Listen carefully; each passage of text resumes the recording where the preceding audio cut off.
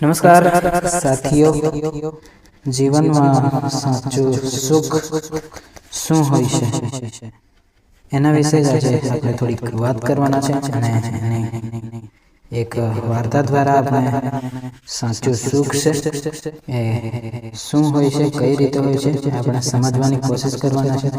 તો ચલો સાંભળીએ આપણે વાત.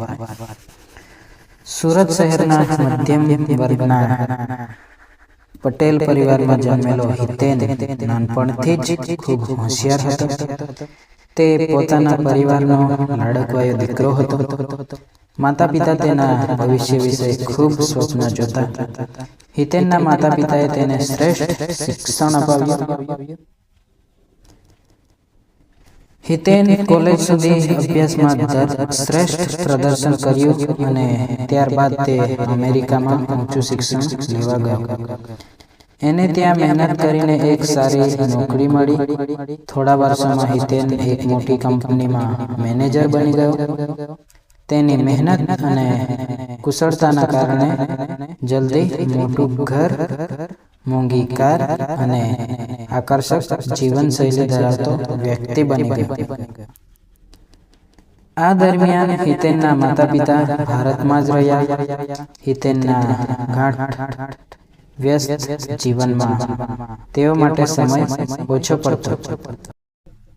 ત્યારે તે ફક્ત ફોન પર જ વાતચીત કરી શકતો.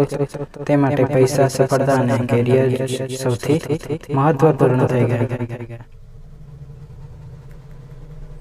માતા પિતા માટે તેનો પ્રેમ ઘટતો ગયો અને સંબંધો માત્ર મેટેરિયલ રીતે જ બચ્યા.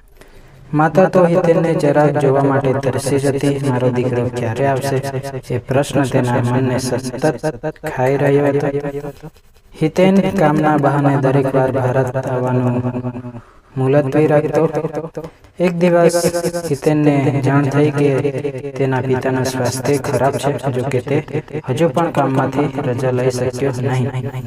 થોડા સમય બાદ પિતાનું અવસાન થયું. હિતેન વિમર્શ તો થયો કે તેણે આઘાતમાં પણ પિતાને સમય આપી શક્યો ન હતો. પિતાની વિદાય પછી હિતેન ભારતીય મનોમન ફેરાયો. તે માતા સાથે રહેવા માટે ભારત પરત આવ્યો. એના માટે પૈસા અને વૈભવ કરતા સંબંધો મહત્વના બની ગયા.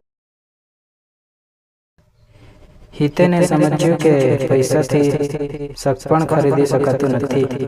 માતા સાથે રોજ મોડે હાસ્ય મજાક કરવાનું શરૂ કર્યું. હિતેનના આ પગથિયાથી માં ખુશ થઈ ગઈ.